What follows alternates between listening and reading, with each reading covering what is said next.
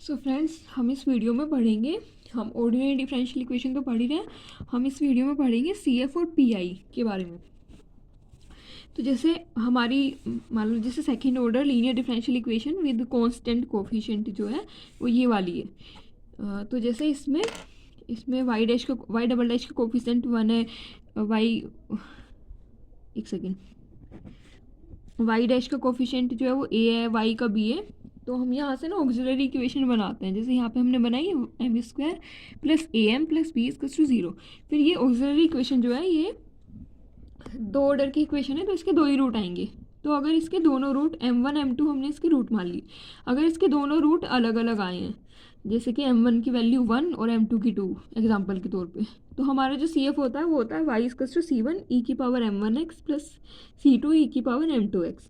अगर दोनों root same आए हैं तो जिससे कि ये दोनों LI बने रहे लीनियरली इंडिपेंडेंट, तो हम ऐसे फाइंड करते हैं C1 प्लस XC2 e की पावर m1x।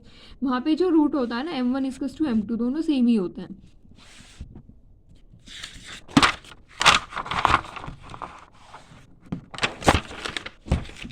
अब उसके बाद अगर रूट कॉम्प्लेक्स नंबर आ रहे हैं, जैसे कि m1 equals to alpha plus i beta और m2 equals to alpha minus i beta, तो रूट जो है ना, तो हम ना अपना सॉल्यूशन ऐसे लिखते हैं y equals to C1 cos beta x plus C2 sine beta x e की पावर अल्फा x। और सेम अगर रूट रिपीट कर जाए तो C1 plus x C2 cos beta x plus C2 plus C3 plus x C4 sine beta x into e की power alpha x। मतलब ये जो अल्फा होता है ये तो ई की पावर में जाता है, और ये बीटा जो होता है ये कोस और साइन के साथ आता है। अगर रूट इरेशनल हो यानी कि alpha plus minus under root beta, तो ई की power alpha x C1 cos hyperbolic beta hyperbolic under root beta x plus C2 sine hyperbolic under root beta x.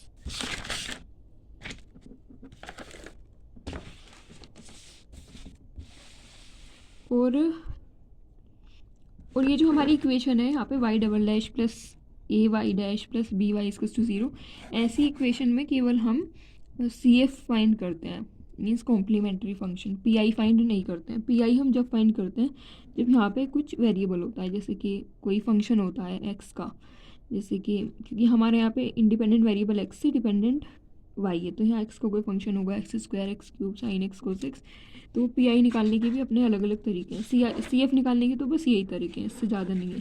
Constant coefficient में यही है, variable coefficient में आगे एक दो तरीके और हैं। अब जैसे यहाँ हमारे पास एक differential equation dy/dx equals to y² minus 1 plus cos x। तो इस टाइप की डिफरेंशियल इक्वेशन को हमें कुछ अलग तरीके से डील करना है। इसमें बेसिकली इस क्वेश्चन में हमसे यही पूछा गया था कि y is infinite time differentiable और नॉट। तो बेसिकली जो भी हमारा फंक्शन होता है, जैसे कि x² x³, ये सभी इनफाइनाइट टाइम डिफरेंशिएबल है, बिकॉज एक टाइम बाद इनका डेरिवेटिव 0 हो जाएगा। और कांस्टेंट फंक्शन जो होता है वो इनफाइनाइट टाइम डिफरेंशिएबल होता है, उसका डिफरेंशिएशन करते चले जाओ इनफाइनाइट टाइम, कोई दिक्कत नहीं है।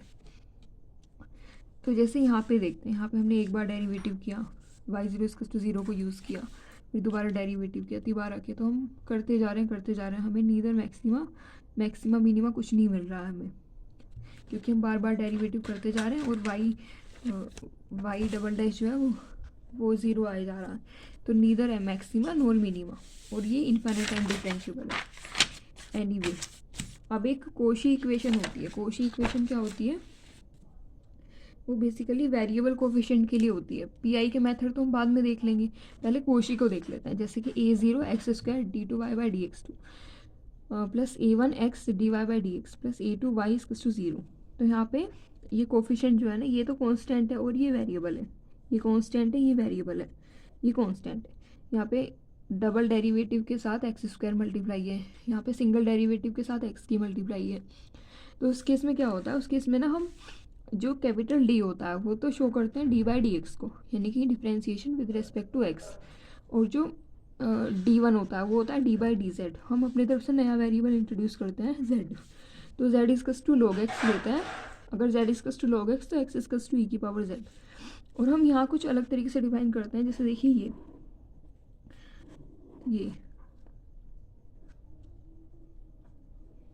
d1 -1 d1 -2 तो यहाँ पे हम ऐसे डिफाइन करते हैं, x इंटू डी को हम d1 डिफाइन करते हैं, एक्स स्क्वायर डी स्क्वायर को हम d1 ब्रैकेट में d1 माइनस वन डिफाइन करते हैं, एक्स क्यूब डी क्यूब को d1 minus one d1 minus two ऐसे डिफाइन करते हैं। और जो साइन log x है ये तो पीरियडिक नहीं होता, और ज़्यादातर हमारा इसका सॉल्यूशन यही आता है साइन log x। और जो log साइन x है, log साइन x, ये पीरियडिक होता है। तो basically general solution of this equation is never periodic when non trivial. क्योंकि मैंने बताया था कि जब हम इसका सॉल्यूशन करते हैं तो हमें साइन log x मिलता है, क्योंकि साइन z आता है, साइन z cos z ऐसा आता है। जैसे अभी यहाँ पे CF में क्या आ रहा था, जो हम यहाँ पे CF फाइंड कर रहे थे, CF नहीं CF, यहाँ कोस बीटा x आ रहा था। तो वहाँ कोस जब बीटा 1 होगा तो वहाँ कोस x आ जाता है, सॉरी कोस z, साइन z कोस z। तो z की जगह फिर हम log x रख देते हैं, क्योंकि हमने यहाँ पे z log x माना हुआ होता है। तो हमें इस वाली इक्वेशन में जो फंक्शन मिलते हैं वो ऐसे ही मिलते हैं, sine log x cos log x, जो कि पीरियडिक नहीं होते। तो ये कोशी इक्वेशन का पीरियडिक सॉल्यूशन केवल एक ही होता है, वो होता है zero solution, y is identically zero. अब every non trivial solution is bounded when roots are purely imaginary. Basically जब रूट्स प्योरली इमेजिनरी हो जाते हैं इस वाले केस में, तो बाहर जो e की पावर अल्फा x है वो मल्टीप्लाई में नहीं आता। तो हमारे पास क्या बचता है, sign log x cos log x। Sign और कोस वैसे भी बाउंडेड होता है, अनबाउंडेड जो है वो e की पावर अल्फा x, जहाँ अल्फा कुछ नंबर होता है वही अनबाउंडेड बनाता है सॉल्यूशन को, और वो होता नहीं है प्योरली इमेजिनरी के टाइम पे। तो एवरी नॉन ट्रिवियल सॉल्यूशन, मतलब कोशी के केस में जो भी नॉन ट्रिवियल मतलब जो ट्रिवियल है वो तो बाउंडेड होगा ही, y इज आइडेंटिकली जीरो, तो वो तो बाउंडेड हो गई। लेकिन नॉन ट्रिवियल सॉल्यूशन बाउंडेड कब होता है कोशी के केस में, जब रूट्स प्योरली इमेजिनरी होते हैं। और या फिर हम कह सकते हैं सम ऑफ रूट्स ज़ीरो, रूट्स का सम ज़ीरो, क्योंकि रूट्स प्योरली इमेजिनरी होंगे, यानी कि e की power alpha plus i beta और e की power alpha minus i beta. जब प्योरली इमेजिनरी होंगे तो अल्फ़ा ज़ीरो होगा, तो रूट्स क्या होंगे, आई बीटा और माइनस का आई बीटा, उन्हें जोड़ेंगे तो ज़ीरो आएगा। तो रूट्स का सम ज़ीरो हो या फिर रूट्स प्योरली इमेजिनरी हो, तो उन्हीं केसेस में हम कह सकते हैं कि केवल उन्हीं केसेस में सॉल्यूशन जो है वो बाउंडेड होता है, नॉन ट्रिवियल सॉल्यूशन बाउंडेड होता है। अब इनमें रूट्स ऐसे आते हैं, जब हम अपना रिप्लेस वगैरह करते हैं तो रूट्स इस तरीके से आते हैं। मतलब जब हम इस वाली इक्वेशन को कोशी को ये d1 से रिप्लेस करके सोल्व करते हैं तो हमारे रूट्स ऐसे आते हैं। इसमें नई वाली ऑक्सिलरी इक्वेशन बनाते हैं हम dx की वजह से, तो रूट्स ये आते हैं। तो उसे हम e की पावर λ1z, e की पावर λ2z, हमें आंसर यहाँ z में लिखना होता है, हमें ये गलती नहीं करनी होती कि गलती से आंसर हम x में लिख दें, फिर z को बाद में log x से रिप्लेस कर देते हैं। तो ये सभी केसेस में यही होता है। जैसे मैंने बताया था c1 cos beta log x, c2 sine beta log x। तो साइन और कोस बाउंडेड होता है। अगर ये x की पावर अल्फ़ा यहाँ से ख़त्म हो जाए, अल्फ़ा ज़ीरो हो, मीन्स रूट्स प्योरली इमेजिनरी हो, तो ये बाउंडेड सॉल्यूशन बनता है। तो बाउंडेड सॉल्यूशन नॉन ट्रिवियल जब ही बनता है कोशी के केस में, जब रूट्स प्योरली इमेजिनरी हो। अब हम देखेंगे कुछ पर्टिकुलर इंटीग्रल, जैसे कि ये एक पर्टिकुलर इंटीग्रल में क्या होता है, F D equals to Q X. ये नॉन होमोजीनियस इक्वेशन है बिकॉज इसमें क्यू एक्स आ गया। अगर क्यू एक्स की जगह ज़ीरो होता है देन होमोजीनियस इक्वेशन होती है, उसमें तो पी आई फाइंड हमें करना ही नहीं पड़ता। और अगर यहाँ पे क्यू एक्स होता है तो हमें पी आई फाइंड करना पड़ता है, वो पी आई इस तरीके से फाइंड करते हैं। तो जनरल मेथड है ये, पी आई फाइंड करने का सबसे ज़्यादा जनरल मेथड है। इसमें क्या होता है कि एफ डी, अगर हमारा F D D minus A है, basically in general P I क्या होता है 1/fd, यहाँ एफ डी कुछ भी हो, एफ डी मतलब डी में पॉलिनोमियल इंटू क्यू एक्स, ये वाला फंक्शन को इंटू में रखते हैं, 1/fd को यहाँ ऑपरेट करते हैं क्यू एक्स पे। तो अगर F D D minus A है तो 1/d minus A Q X equals to D minus alpha. तो ये जो d माइनस अल्फ़ा है ये सेम टू सेम जो भी यहाँ d माइनस समथिंग होता है उसे एज इट इज़ e की पावर में सेम ऐसे ही रखते हैं। मतलब d माइनस अल्फ़ा है तो हम e की पावर माइनस अल्फ़ा एक्स रखेंगे। इंटीग्रल फिर जो यहाँ है उससे अपोजिट अंदर रखेंगे, जैसे यहाँ माइनस अल्फ़ा एक्स तो अंदर अल्फ़ा एक्स रखेंगे, फिर यहाँ क्यू एक्स डी एक्स। और इस वाले इंटीग्रल को इस जैसे 11-12 में हम इंटीग्रेशन सोल्व करते हैं, तो इस वाले इंटीग्रल को सोल्व करके जो हमें आंसर मिलेगा वही हमारा पी आई होगा। और हम फाइनल सॉल्यूशन कैसे लिखते हैं, general solution y equals to C F plus P I. ऐसे ही मान लो अगर ये d माइनस अल्फा का स्क्वायर है तो इसे 1/1 सोल्व करते हैं। पहले इतने को सोल्व करेंगे, इस इंटीग्रल को सोल्व करेंगे, फिर दोबारा सेम इसी तरीके से d माइनस अल्फा को अप्लाई करेंगे। ऐसे अगर ये दोनों अलग अलग है d minus alpha into D minus beta, तो पहले एक को सोल्व करेंगे, फिर जो भी इस इंटीग्रल का आंसर आएगा, यहाँ बीटा बीटा आ जाएगा यहाँ पे, फिर उसे अल्फा के लिए सोल्व करेंगे सेम। तो ऐसे सोल्व किया जाता है जनरल मेथड में पीआई के लिए। तो जो वो जनरल मेथड था वो तो किसी भी फंक्शन के लिए एप्लीकेबल था, यहाँ क्यू एक्स कुछ भी हो सबके लिए। अब ये जो पी आई है यहाँ पे, अब पी आई अगर हम पे यहाँ पे कुछ स्पेसिफिक होते हैं, जैसे ई की पावर ए एक्स, ई की पावर ए एक्स में क्या होता है कि अगर डी की जगह सिंपली मान लो है ई की पावर 2x है, तो ये जो एफ डी होता है इसमें डी की जगह ए रख देते हैं, डी इजकस टू ए पुट कर देते हैं, लेकिन कंडीशन ये होनी चाहिए कि F of A not equal to 0 होना चाहिए। अब एक दूसरा केस यहाँ पे है कि अगर अगर मान लो कभी ऐसा हुआ कि एफ ऑफ डी 0 हो गया, एफ ऑफ डी जो है वो 0 हो गया एक्स इजकस टू ए पुट करने पे, तो उस केस में क्या करेंगे? तो उस केस में क्या करेंगे, मान लो एक्चुअली ऐसा होता है कि जैसे यहाँ पे अगर ये एफ ऑफ डी 0 हो गया तो इसका मतलब क्या है कि डी इजकस टू ए जो है वो एफ ऑफ डी का रूट बन गया। अब वो रूट जो है उसकी मल्टीप्लिसिटी कुछ भी हो सकती है, तो हमने मान लिया कि भाई जो उसकी मल्टीप्लिसिटी है वो आर है। तो हमारा एफ ऑफ डी इस टाइप का फंक्शन है कि एफ ऑफ मतलब यहाँ एफ ऑफ डी की जगह फाई ऑफ डी ले लिया, फाई ऑफ डी इजकस टू डी माइनस ए की power r into psi D. यहाँ पे साई डी जो है वो ए पे 0 नहीं देगा, मीन्स जो रूट ए है साई डी का उसका मल्टीप्लिसिटी आर है। तो जितनी मल्टीप्लिसिटी होती है उतने एक्स की power R upon factorial R उससे मल्टीप्लाई कर देते हैं। और क्योंकि फाई ऑफ डी तो फाई ऑफ ए रखने पे कुछ हार्म करेगा नहीं, तो इसलिए इसमें तो डी की जगह ए रख देंगे और ये हमारा पी आई बन जाएगा। बेसिकली ये ऐसे आया है कि ये ना डिफरेंशिएशन करते एक्स की मल्टीप्लाई और नीचे डिफरेंशिएशन करते जाते हैं, जैसे एक्स की मल्टीप्लाई आर टाइम्स की, नीचे डिफरेंशिएशन किया तो फैक्टोरियल आर आगे, ये करते जाते हैं, तो उससे आता है ये। अब क्या है, अब एक ये तरीका है कि फाई एक्स इजकस टू कोस ए एक्स या साइन ए एक्स, तो उस केस में क्या करते हैं, डी स्क्वायर की जगह माइनस ए स्क्वायर पुट करते हैं, डी की जगह ए पुट नहीं करते हैं। ये हमें ये मिस्टेक हो सकती है इस वाले मेथड में, तो ये हमें याद रखना है कि डी स्क्वायर की जगह हमें पुट करना है माइनस का ए स्क्वायर। और ये sine square x cos square x के लिए नहीं होता, ये साइन 2x कोस 2x या sine x sign a x simply sign 3x cos 3x simply sign a x के लिए और कोस ए एक्स के लिए होता है ये वाला तरीका। अब यहाँ पे भी एक कंडीशन है कि फाई ऑफ माइनस का ए स्क्वायर जो है वो 0 नहीं होना चाहिए। ये नहीं है कि हमने डी स्क्वायर की जगह माइनस ए स्क्वायर रख दिया तो ये क्वांटिटी 0 हो गई, ऐसा नहीं होना चाहिए। अगर ऐसा हो रहा है तो उस केस में भी कुछ है हम जो करेंगे आगे।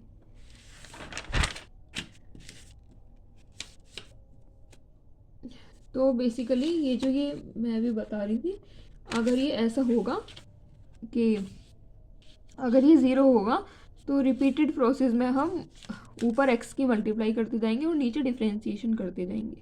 जैसे कि मान लो नीचे बना डी स्क्वायर प्लस 1, अब डी स्क्वायर प्लस 1 में अगर मैं डी स्क्वायर की जगह -1 रखूँगी तो वो 0 दे देगा। तो मैं ऊपर पहले x की मल्टीप्लाई करूँगी फिर नीचे डिफ्रेंशिएशन करूँगी डी के रेस्पेक्ट में। तो डी स्क्वायर प्लस 1 का डेरिवेटिव क्या हो गया, 2d हो गया, प्लस 1 का 0 हो जाएगा तो 2d। अब मैं देख रही हूँ कि अगर मैं नहीं, अब क्योंकि नीचे 2d हो गया तो अब कोई दिक्कत नहीं है, तो हम डिफ्रेंशिएशन करते जाते हैं।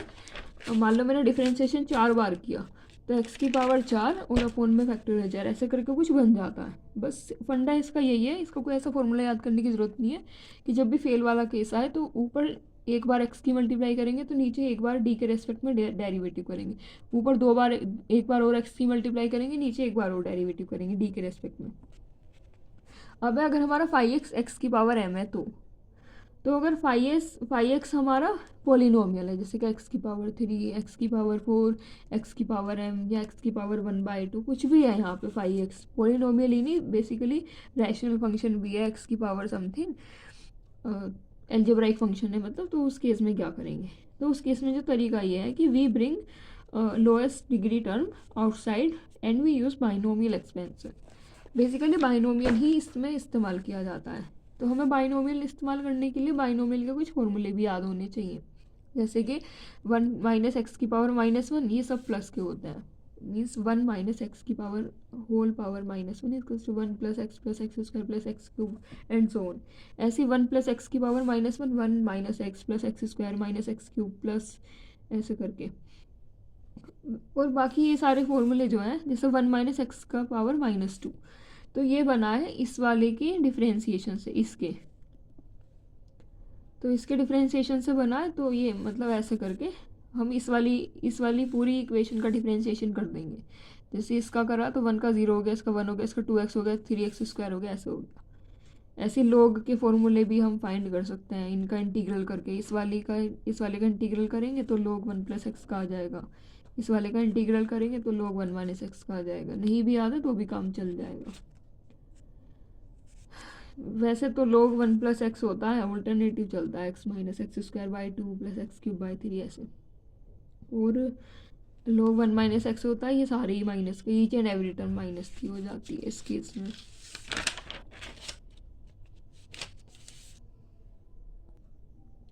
अब एक ये दूसरा वाला केस है। टोटल ये केसेस हैं पीआई के, इसमें से ये वाले केसेस तो मैंने कर लिए हैं, ये दोनों रह रहे हैं। इसमें क्या होता है, ई की power A X into V कोई फंक्शन होता है जो मल्टीप्लाई में होता है। जैसे कि अगर ई की पावर ए एक्स ऑलरेडी यहाँ मौजूद है तो वी एक्स साइन एक्स होगा, या पोलिनोमियल होगा एस एक्स की पावर एम, या कोस ए एक्स या साइन ए एक्स होगा। मतलब या तो कोस होगा या साइन होगा या फिर एक्स की पावर एम टाइप का कुछ होगा।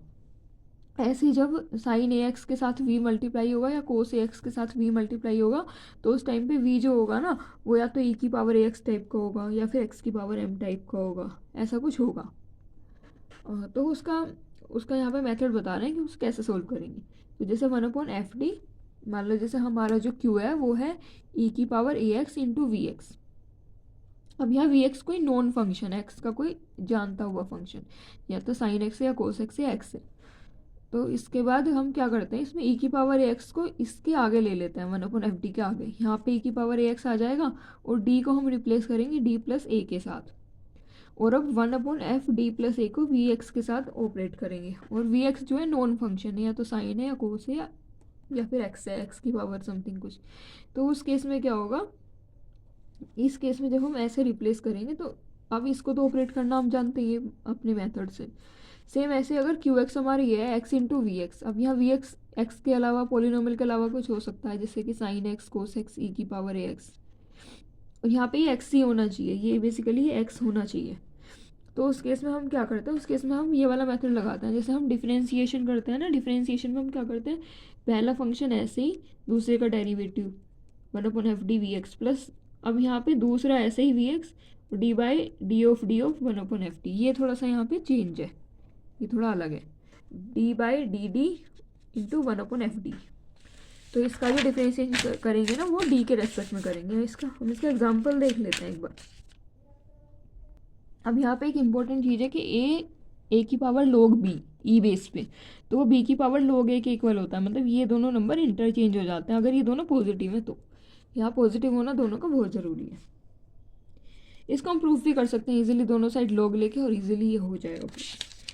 और अगर phi 1x be the solution of L of D इजकस टू वाई इजकस to g1x, L of D y इजकस टू g2x, phi 1 इसका सॉल्यूशन है, phi 2 इसका सॉल्यूशन है, तो इनके जो जोड़ के डिफरेंशियल इक्वेशन बनेगी एल डी वाई इजकस टू g1x प्लस g2x, उसका सॉल्यूशन होगा phi 1x plus phi 2x।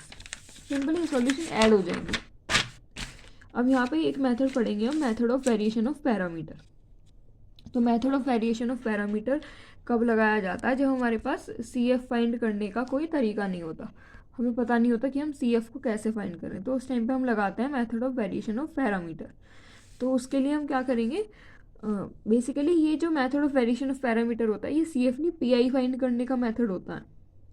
मतलब अगर बिल्कुल अच्छे से समझें तो method of variation of parameter जो होता है, तो basically method of variation of parameter के अकॉर्डिंग हमारे पास एक डिफरेंशियल इक्वेशन गिवन होती है, Y double dash plus P X Y dash plus Q X Y equals to are X. यहाँ पे पी एक्स और क्यू एक्स जो है ये वेरिएबल है, एक्स में वेरिएबल है।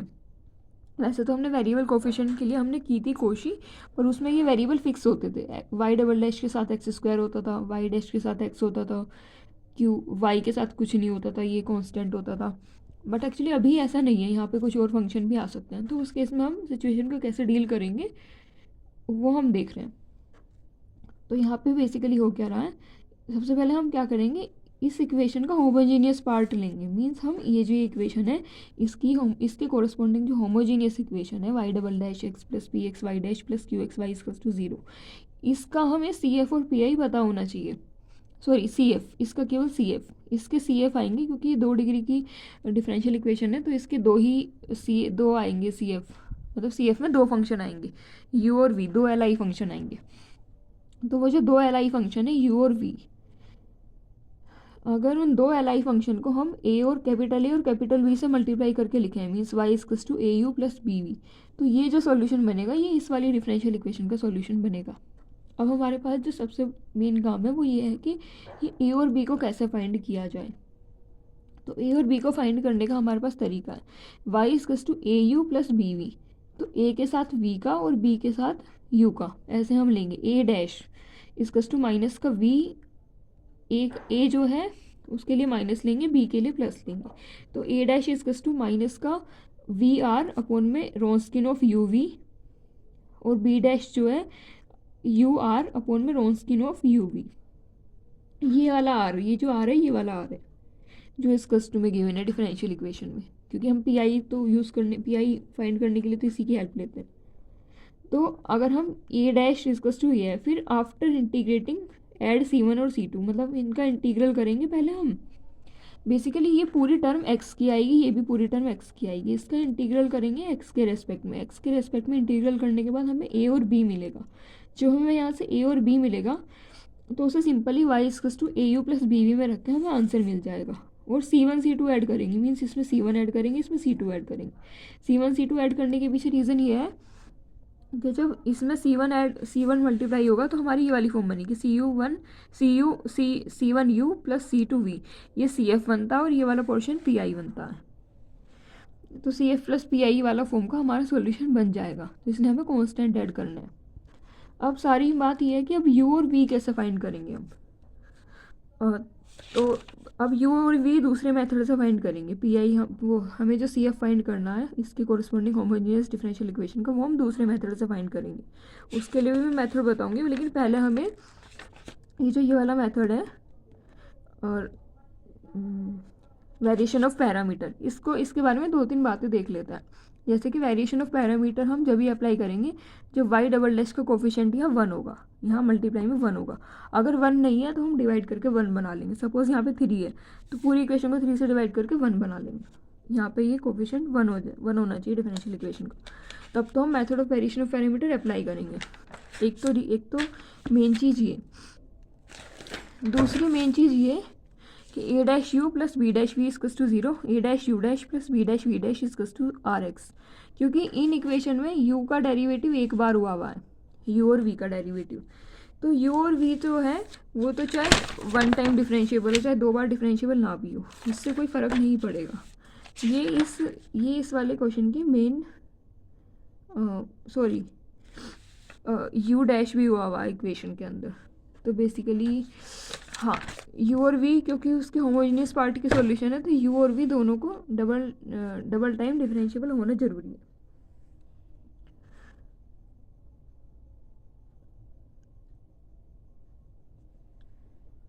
अब हम यहाँ पे लेबनीज फार्मूला देख लेते हैं। अगर लेबनीज 1 वेरिएबल में है, मीन्स ये टी में है और बाहर एक्स के रेस्पेक्ट में डिफरेंशियल हो रहा है, और ये फंक्शन एफ ऑफ टी केवल एक ही वेरिएबल का है और लिमिट फाई एक्स से साई एक्स है, तो उस केस में क्या होता है कि F of psi X into derivative of psi X with respect to X minus F of phi X, means upper limit minus lower limit type से, और साथ में उनका डिफरेंशियल होता जाएगा साथ में, minus F of psi X D by D X of phi X, ये वाला।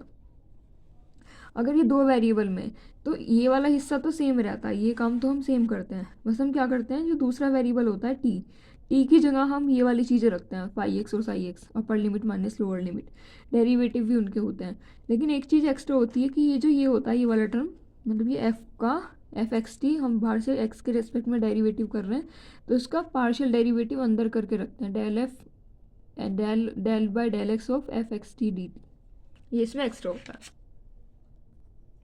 अब ये जो variation of variation of parameter है, इसके लिए हमने एक जनरल केस सोल्व करके रखा हुआ है, जैसे Y double dash plus Y equals to F X, साथ में कंडीशन गिवन है Y zero equals to zero, Y dash zero equals to zero.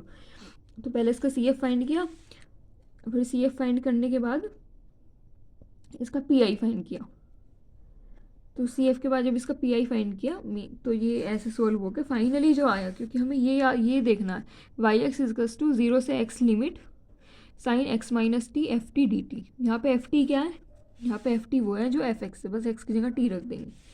तो ये हमने एक बहुत जनरल केस सोल्व किया। अब इसका एप्लीकेशन दिखाते हैं। इसका एप्लीकेशन ये है कि y double h plus Y equals to 10x, और साथ में इसमें कंडीशन भी है कि y zero equals to zero और y dash zero equals to zero. तो उस केस में सिंपली इसका सॉल्यूशन क्या होगा, हम इसका सॉल्यूशन में ज़्यादा मेहनत भी नहीं करेंगे। हम यहाँ पे लिखेंगे y x equals to zero से x sine x minus t, f t की जगह 10t रख देंगे, डी टी 10t, क्योंकि यहाँ पे 10x है तो F x equals to 10x है तो F T equals to 10t हो जाएगा।